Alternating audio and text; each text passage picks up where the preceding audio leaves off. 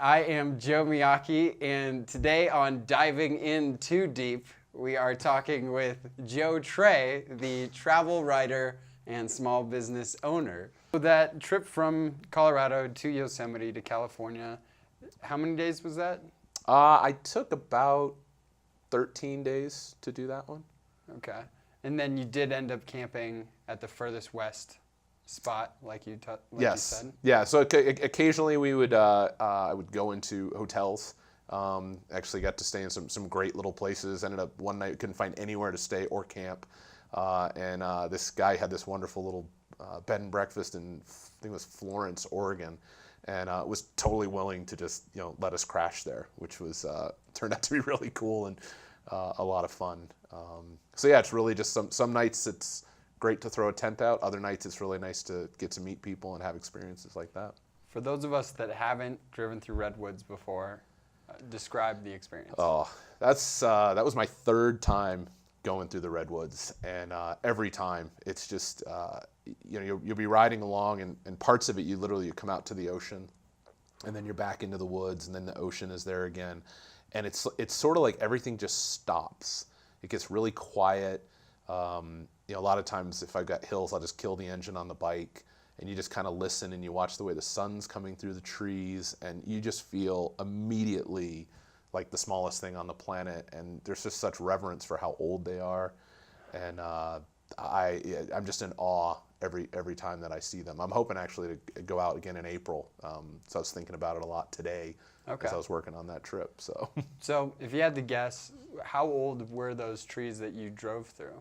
Well, some of my guess are, I'm going to say they're at least hundreds, if not thousands of years old. No. I should probably know these statistics. This is why I do take notes. But I definitely, we went to some of the largest trees. There was one that they had measured years ago. I think it was Life or Time magazine, where they'd taken photos of it in stages so that you could actually open it up and get a to scale type of experience. But I mean, some of the trees it can take you a minute just to walk around the circumference of it. No way. So it's pretty fascinating. Oh my gosh, that's humongous. Yeah. Did you just have to pause while you were traveling through there just to experience the forest more, or what'd you do to enjoy your time there? Yeah, well, I was fortunate the first time I went, I was by myself. So I tend to ride by myself because I don't like having to really work on anyone else's schedule. I like to change plans and let things just happen. And I definitely thought I'd spend like a day, and my first time there I spent 3 days, just because there were so many times I just wanted to sit. It's very easy to blow through that area. You can actually, if you stay on the highway up there through the redwoods, you might see a couple of trees, but the reality is you could miss pretty much the entire thing. It's almost like the Grand Canyon. If you stay on the outer rim and don't go in just a little bit, you can drive past the Grand Canyon and never see it. Jeez. And people do that all the time. So I really do like to, if I see a turnoff or something, just take my time, and oftentimes it pays off and really get to enjoy that time. We'll switch gears a little bit. For those people that say they want to ride across the country, they want to get a motorcycle, but they say, I don't have enough time and I don't have enough money, but I know I want to do it eventually. What do you say to them? It's just a loaded question. When I did my 2-month cross-country ride, I'd been putting it off for about 2 years at least, maybe 3. And not to be a downer, but what had happened is I just finished another California trip with my dad. He'd flown back to Connecticut where he lives, and about 2 weeks after our trip, he was hit and killed on a motorcycle. It really messed with me for a while. And a lot of people said, are you going to ride anymore? And it's like, well, it's in my blood. It's what I do, so I wasn't about to stop. But it was my wife who actually said, you know what? You just have to do it because you just never know. So when people ask me that question, I've known a lot of people who've had, good times and hard times. And now I sound like a Led Zeppelin song. But truthfully, money will be there, jobs will be there. We just never know, what's going to happen. And I've really tried to shift my thought process away from maybe being a workaholic and being in an office to saying, you got to do these things. And so I just say go for it. I say go now. Now, if you don't know how to ride yet, go learn how to ride. We have great courses here in Colorado that teach people to ride. Yeah, I think no matter what it is, don't wait. Let's say they've got the bike and they're still can't go. What's a trip that they should do, just to start experiencing being more adventurous? If you're here in Colorado, the beauty of Colorado is there's so many ways. In a weekend, you can take a trip that'll feel like you've been on the road for weeks or a lifetime. I used to take this challenge up with guys where I'd say, we'll go on the road, we'll take a 7-day trip, and we'll never leave Colorado, but we'll actually ride like 2,000 miles. And they don't think it's possible, but then you just start taking all of these off-road dirt areas. There's a place down between Ouray and Lake City called the Alpine Loop, which is just filled with old mines, and it can take you days to just get through those areas. And there's ghost towns, and there's really, really hard roads, and there's simple roads, so you need to ride to your ability. But if you're just thinking about wanting to go out and do something like that, Colorado's backyard really doesn't get much better when the snow's gone. Of course, we get these storms and some of the passes don't ever clear. We've had years where, you can't actually, even in the middle of July or August, get over some of these passes. There'll be feet of snow. No way. But I'd say for sure just get out there and pick a direction, hit the mountains, and you won't be disappointed. All right, cool.